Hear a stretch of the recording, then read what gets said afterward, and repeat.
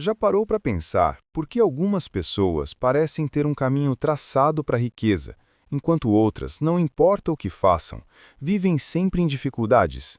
De acordo com o livro Os Segredos da Mente Milionária, de T. Harv Eker, a resposta para isso não é nada do que costumamos imaginar. Vamos mergulhar nesse verdadeiro segredo. A grande pergunta que guia este livro é justamente essa: o que de verdade separa quem tem muito dinheiro da grande maioria das pessoas? E olha, não é sorte, não é ter um diploma chique, nem mesmo ser um gênio. A resposta está num lugar bem mais fundo, bem mais interno. Iker defende uma ideia poderosa. O sucesso financeiro não vem, em primeiro lugar, das nossas ações. Ele vem de algo que já está dentro de nós, quase como um programa de computador que roda em segundo plano, guiando tudo sem que a gente perceba. É o nosso modelo financeiro subconsciente. Então, vamos entender melhor esse conceito central. Pense nele como uma força invisível que dita os resultados que cada um tem com o dinheiro. Imagine a planta de uma casa. O projeto que é feito antes de qualquer tijolo ser colocado. O modelo financeiro é exatamente isso, um plano que já existe lá no nosso subconsciente.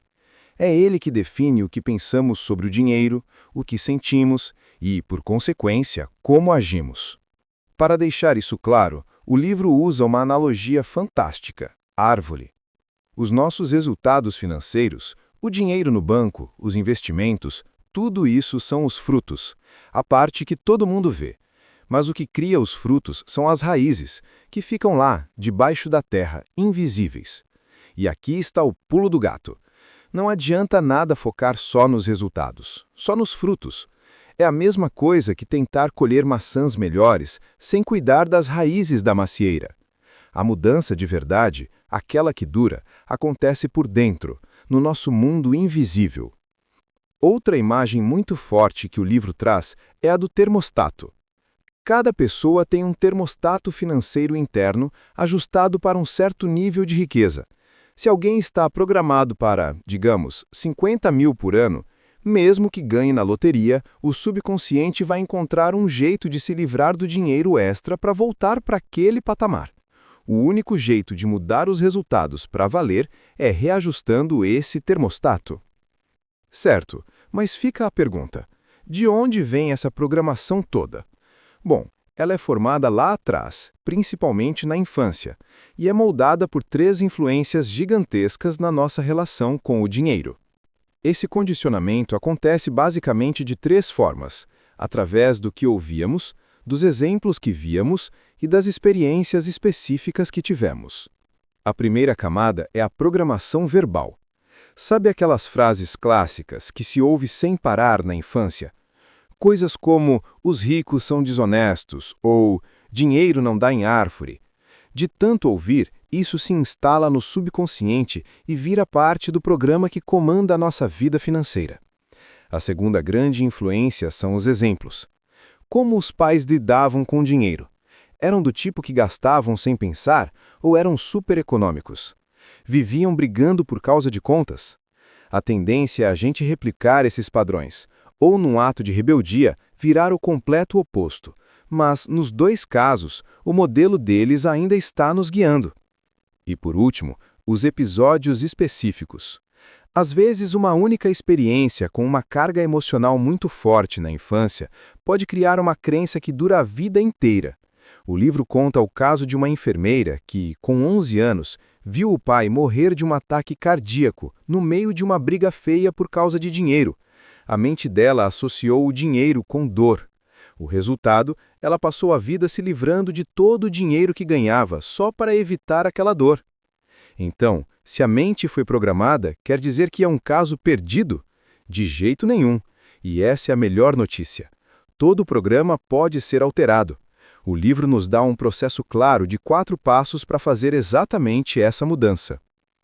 O primeiro passo é a conscientização. É impossível mudar algo que nem se sabe que existe. O segundo é o entendimento. De onde veio essa forma de pensar? O terceiro é a dissociação. Perceber que esse pensamento foi algo aprendido no passado, não é a essência de quem a pessoa é. E, por fim, o quarto passo, o recondicionamento. A troca consciente das crenças velhas por novas que fortalecem. Tudo isso segue o que o autor chama de processo de manifestação. É como uma corrente. A programação mental cria os pensamentos criam os sentimentos nos levam a agir. E as ações, bem, elas criam os nossos resultados. Para mudar os resultados, é preciso ir lá na fonte de tudo, na programação que molda os pensamentos. Uma das ferramentas mais poderosas para esse recondicionamento são as declarações. E veja bem, não são simples afirmações positivas. Uma declaração é um anúncio formal de uma intenção. Quando dita em voz alta, ela envia uma vibração poderosa para cada célula do corpo e para o universo. E a declaração central do livro resume essa mudança de identidade.